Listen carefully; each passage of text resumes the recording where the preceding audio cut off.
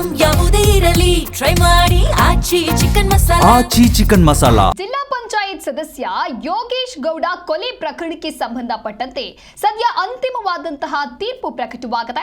ಕಾಂಗ್ರೆಸ್ ಶಾಸಕ ವಿನಯ್ ಕುಲಕರ್ಣಿ ಅಪರಾಧಿ ಅನ್ನೋದು ಸಾಬೀತಾಗಿದೆ. ಮರ್ಡರ್ ಪ್ರಕರಣದಲ್ಲಿ ವಿನಯ್ ಕುಲಕರ್ಣಿ ದೋಷಿ ಅನ್ನೋದು ತಿಳಿದು ಬಂದಿದೆ.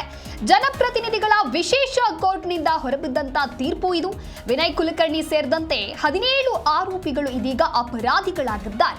ಎಲ್ಲ ಆರೋಪಿಗಳನ್ನ ಕಸ್ಟಡಿಗೆ ಪಡೆದುಕೊಳ್ಳುವಂತೆ ಸೂಚನೆಯನ್ನ ನೀಡಲಾಗಿದೆ.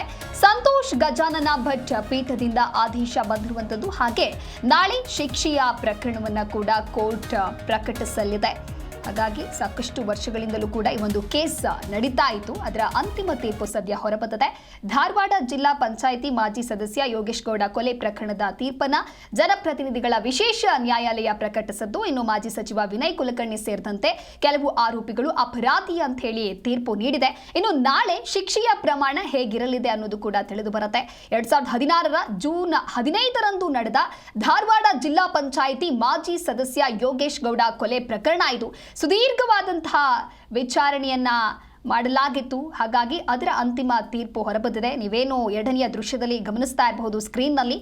ಅವತ್ತು ಜಿಮ್ನಲ್ಲಿ ಆಗಿರ್ತಕ್ಕಂತಹ ಘಟನೆ ಅದು. ಹೇಗೆ ಯಾವ ರೀತಿಯಾಗಿ ಗಲಾಟೆ ಆಯಿತು, ಹತ್ಯೆ ಮಾಡಲಾಯಿತು ಅಂತ ಕಳೆದ ಮಾರ್ಚ್ ಕೊನೆಯ ವಾರದಲ್ಲಿಯೂ ಕೂಡ ಇದರ ವಾದ ಆಗಿರುತ್ತೆ. ಪ್ರತಿವಾದವನ್ನ ನ್ಯಾಯಾಲಯ ಆಲಿಸಿದ್ದು, ಪ್ರಾಸಿಕ್ಯೂಷನ್ ಮತ್ತು ಆರೋಪಿಗಳ ಪರ ವಕೀಲರಿಗೆ ಹೆಚ್ಚುವರಿಯಾಗಿ ಲಿಖಿತ ವಾದವನ್ನ ಸಲ್ಲಿಕೆ ಮಾಡೋದಕ್ಕೆ ಅವಕಾಶವನ್ನ ಕೂಡ ನೀಡಿರುತ್ತೆ.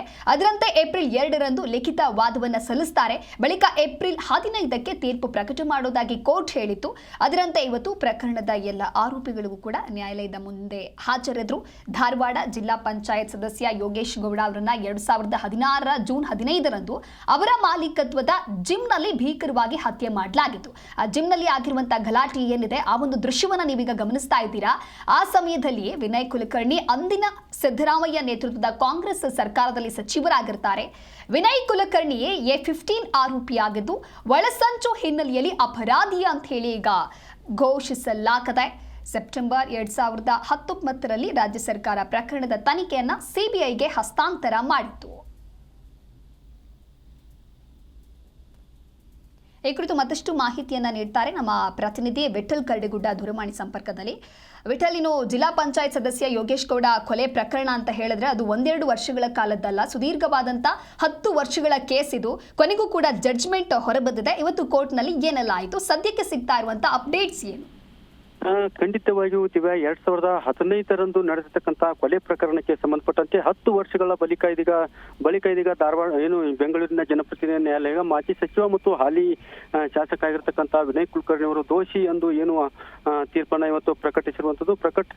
ತೀರ್ಪನ್ನ ನೀಡಿರುವಂತಹ ಹಿನ್ನೆಲೆಯಲ್ಲಿ ಕೂಡ ಧಾರವಾಡದಲ್ಲಿ ಕೂಡ ಇವತ್ತು ಸಾಕಷ್ಟು ರೀತಿಯಲ್ಲಿ ಕೂಡ ಪೊಲೀಸರು ಭದ್ರತೆಯನ್ನ ನೀಡಿರುವಂತದ್ದು. ಧಾರವಾಡ ಗ್ರಾಮೀಣ ಆಗಿರ್ಬೋದು ಮತ್ತು ಸಿಟಿ ಪ್ರದೇಶಗಳಲ್ಲಿ ಅವರ ಅಭಿಮಾನಿಗಳು ಹೆಚ್ಚಿನ ಸಂಖ್ಯೆಯಲ್ಲಿ ಇರುವುದರಿಂದ ಯಾವುದೇ ರೀತಿಯ ಅಹಿತಕರ ಘಟನೆಗಳು ಸಂಭವಿಸಬಾರದು ಅನ್ನುವಂತಹ ನಿಟ್ಟಿನಲ್ಲಿ ಕೂಡ ಸಾಕಷ್ಟು ರೀತಿಯ ಭದ್ರತೆಯನ್ನ ಕೂಡ ಧಾರವಾಡದಲ್ಲಿ ನೀಡಲಾಗಿರುವಂತದ್ದು. ಅಷ್ಟೇ ಅಲ್ಲದೆ ಕೂಡ ಮೃತ ಯೋಗೇಶ್ ಗೌಡ ಅವರ ತವರೂರಾಗಿರ್ತಕ್ಕಂಥ ಗೋವನಕೊಪ್ಪದಲ್ಲಿ ಕೂಡ ಸಾಕಷ್ಟು ಪೊಲೀಸ್ ಬಂದೋಬಸ್ತ್ ಅನ್ನ ಆಯೋಜನೆ ಮಾಡಲಾಗಿರ್ತಕ್ಕಂಥದ್ದು. ಈಗಾಗಲೇ ಕೂಡ ಮಾಪಿ ಕೊಲೆಯ ಹತ್ಯೆಗೀಡಾಗಿರ್ತಕ್ಕಂಥ ಸಂದರ್ಭದಲ್ಲಿ A1 ಆರೋಪಿ ಆಗಿರ್ತಕ್ಕಂಥ ಬಸವರಾಜ್ ಮುತ್ತಿಗೆ ಅವರು ಮಾಪಿ ಸಾಕ್ಷಿ ಆಗಿರುವಂತಹ ಹಿನ್ನೆಲೆಯಲ್ಲಿ ಕೂಡ ಈ ಒಂದು ಪ್ರಕರಣ ಇದೀಗ ದೋಷಿ ಅಂತ ಈಗ ವಿನಯ್ ಕುಲಕರ್ಣಿ ಅವರ ಮೇಲೆ ದೋಷಿ ಅಂತ ಒಂದು ಆರೋಪ ಪ್ರಕರಣ ಇದಾಗಿರುವಂತದ್ದು. ಈಗಾಗಲೇ ಮಾಪಿ ಸಾಕ್ಷಿ ಆಗಿರ್ತಕ್ಕಂಥ ಬಸವರಾಜ್ ಮುತ್ತಿಗೆ ಅವರು ರಿಯಾಕ್ಷನ್ ಅನ್ನ ನೀಡಿರುವಂತದ್ದು. ಈಗಾಗಲೇ ನಾವು ಬಹಳಷ್ಟು ಪಾಪ ಪ್ರಜ್ಞೆ ನಮ್ಮನ್ನ ಕಾಡಿದೆ, ಹೀಗಾಗಿ ನಾವು ಮಾಪಿ ಸಾಕ್ಷಿ ಆಗಿದ್ದೀವಿ. ನಮಗೂ ಕೂಡ ಸಾಕಷ್ಟು ರೀತಿಯ ಬೆದರಿಕೆ ಕರೆಗಳು ಬಂದಾಗೂ ಕೂಡ ನಾವು ಯಾವುದೇ ರೀತಿಯ ಬೆದರಿಕೆಗೆ ಬಗ್ಗದೆ ಕೂಡ ನಾವು ಈ ಒಂದು ಪ್ರಕರಣವಲ್ಲೇ ಹೋರಾಟ ಮಾಡಿ ಇದೀಗ ಜೀವನ ಸಾಧಿಸಿದ್ದೇವೆ.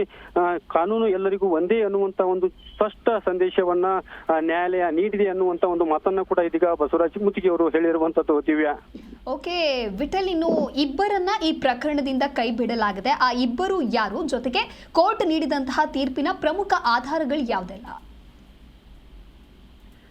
ಖಂಡಿತವಾಗಿಯೂ ದಿವ್ಯಾ, ಈಗಾಗಲೇ ಕೂಡ ಬೆಂಗಳೂರಿನ ಜನಪ್ರತಿನಿಧಿ ನ್ಯಾಯಾಲಯದಿಂದ ನಡೆದಿರತಕ್ಕಂತ ಈ ಒಂದು ಪ್ರಕರಣ ಇವತ್ತು ವಿನಯ್ ಕುಲಕರ್ಣಿ ಅವರು ದೋಷಿ ಎಂದು ಕೂಡ ನಿರ್ಧಾರವನ್ನು ಪ್ರಕಟ ಮಾಡಿರುವಂತದ್ದು. ಅದರಲ್ಲಿ ಕೂಡ ಈಗ ಮಾಪಿ ಸಾಕ್ಷಿ ಆಗಿರತಕ್ಕಂತ ಬಸವರಾಜ್ ಮುತ್ತಿಗೆ ಹೊರತುಪಡಿಸಿದಂತೆ 20 ಮತ್ತು 21ನೇ ಆರೋಪಿಗಳಾಗಿರ್ತಕ್ಕಂತ ಆರೋಪಿಗಳನ್ನ ಇದೀಗ ಪ್ರಕರಣದಿಂದ ಕೈ ಬಿಟ್ಟಿರುವಂತದ್ದು. ಈಗಾಗಲೇ ಕೂಡ ಮಾಜಿ ಸಚಿವ ವಿನಯ್ ಕುಲಕರ್ಣಿ ಅವರ ಆಪ್ತ ಕಾರ್ಯದರ್ಶಿ ಆಗಿರ್ತಕ್ಕಂತ ಸೋಮು ನ್ಯಾಮಗೌಡ ಅವರು 21ನೇ ಆರೋಪಿ ಆಗಿರ್ತಾರೆ. ಅವರನ್ನು ಕೂಡ ಈ ಒಂದು ಪ್ರಕರಣ ಪ್ರಕರಣದಲ್ಲಿ ಕೈ ಬಿಟ್ಟಿರುವಂಥದ್ದು. ಅದೇ ರೀತಿ ಅಂದಿನ ಎಸಿಪಿ ಆಗಿರ್ತಕ್ಕಂಥ ವಾಸುದೇವ್ ನಾಯ್ಕ್ ಅವರನ್ನು ಕೂಡ ಈ ಒಂದು ಪ್ರಕರಣದಲ್ಲಿ ಈಗಾಗಲೇ ಕೈ ಬಿಟ್ಟಿರುವಂಥದ್ದು. ಈ ಒಂದು ನಿಟ್ಟಿನಲ್ಲಿ ಕೂಡ ಇವರು ಕೂಡ ಅಂದಿನ ಸಂದರ್ಭದಲ್ಲಿ ಕೂಡ ಸಚಿವರಿಗೆ ಕೈಗೊಂಬೆಯಾಗಿ ಕೆಲಸ ಮಾಡಿರ್ತಕ್ಕಂಥ ಆರೋಪ ಕೂಡ ಅವ್ರ ಮೇಲೆ ಇತ್ತು. ಹೀಗಾಗಿ ಪ್ರಕರಣದಲ್ಲಿ ಯಾಕೆ ಅವರನ್ನ ಕೈ ಬಿಡ್ತು ಅನ್ನುವಂತ ಒಂದು ಮಾಹಿತಿ ಇದೀಗ ಲಭ್ಯವಾಗಿಲ್ಲ. ಮುಂದಿನ ದಿನಗಳಲ್ಲಿ ಕೂಡ ಯಾವ ರೀತಿ ಕಾನೂನುಬದ್ಧ ಹೋರಾಟ ನಡೆಯುತ್ತೆ, ಮತ್ತೆ ಮುಂದೆ ಯಾವ ರೀತಿ ಹೋರಾಟ ನಡೆಯುತ್ತೆ ಅನ್ನೋದನ್ನ ಕಾದು ನೋಡ್ಬೇಕಾಗಿರುವಂತದ್ದು. ದಿವ್ಯಾ, ಓಕೆ, ಹಾಗೆ ಕಾಂಗ್ರೆಸ್ ಶಾಸಕ ವಿನಯ್ ಕುಲಕರ್ಣಿಯನ್ನು ಕೂಡ ಅಪರಾಧಿ ಅಂತ ಹೇಳಿ ಈಗ ಪ್ರೂವ್ ಆಗಿರೋದ್ರಿಂದ ಈ ಒಂದು ಜಡ್ಜ್ಮೆಂಟ್ ರಾಜ್ಯ ರಾಜಕೀಯದಲ್ಲಿ ಯಾವ ರೀತಿಯಾದಂಥ ಪರಿಣಾಮ ಬೀರುತ್ತೆ ವಿಠಲ್?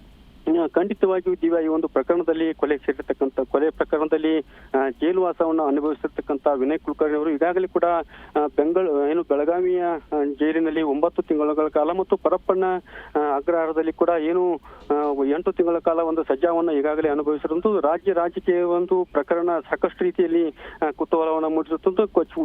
ಜೊತೆಗೆ ಇವತ್ತು ಪ್ರಕರಣದ ತೀರ್ಪು ಕೂಡ ಇವತ್ತು ನೀಡಿರುವಂತಹ ಹಿನ್ನೆಲೆಯಲ್ಲಿ ಕೂಡ ಸಾಕಷ್ಟು ರೀತಿಯ ಅವರ ರಾಜಕೀಯ ಭವಿಷ್ಯದ ಮೇಲೆ ಕುತ್ತು ತರುವಂತಹ ಒಂದು ಸಾಧ್ಯತೆ ಕೂಡ ಇರುವಂತದ್ದು. ಮುಂದಿನ ದಿನಗಳಲ್ಲಿ ಅವರ ಕಾನೂನು ಹೋರಾಟ ಯಾವ ರೀತಿ ಇರುತ್ತೆ ಮತ್ತು ನಾಳೆ ಅವರ ತೀರ್ಪು ಯಾವ ರೀತಿ ಪ್ರಕಟ ಆಗುತ್ತೆ ಅನ್ನುವುದರ ಮೇಲೆ ಅವರ ರಾಜಕೀಯ ಭವಿಷ್ಯ ನಿರ್ಧಾರವಾಗುತ್ತಿರುವಂತದ್ದು. ದಿವ್ಯಾ, ಓಕೆ ವಿಠಲ್, ಯಾರು ಅದೆಷ್ಟೇ ಪ್ರಭಾವಿಗಳಾಗಿದ್ರೂ ಕೂಡ ಕಾನೂನಿನ ಮುಂದೆ ಏನು ಮಾಡೋದಕ್ಕಾಗೋದಿಲ್ಲ ಅನ್ನೋದು ಈ ಒಂದು ಪ್ರಕರಣದಲ್ಲಿ ಕೂಡ ಪ್ರೂವ್ ಆಗಿದೆ. ಹಾಗಾಗಿ ಮುಂದಿನ ಕಾನೂನು ಪ್ರಕ್ರಿಯೆ ಯಾವ ರೀತಿ ಆಗಿರುತ್ತೆ ವಿಠಲ್?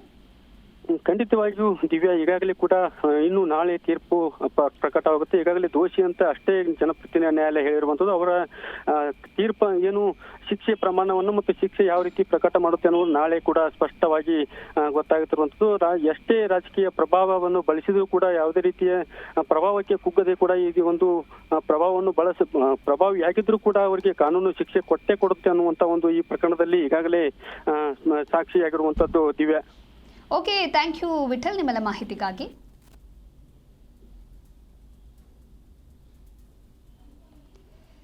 ಜಿಲ್ಲಾ ಪಂಚಾಯತ್ ಸದಸ್ಯ ಯೋಗೀಶ್ ಗೌಡ ಕೊಲೆ ಪ್ರಕರಣಕ್ಕೆ ಸಂಬಂಧಪಟ್ಟಂತೆ ಮಾಫಿ ಸಾಕ್ಷಿ ಬಸವರಾಜ್ ಮುತ್ತಿಗೆ ಮಾತನಾಡಿದ್ದಾರೆ. ಏನು ಹೇಳಿದ್ದಾರೆ ಬನ್ನಿ ನೋಡೋಣ.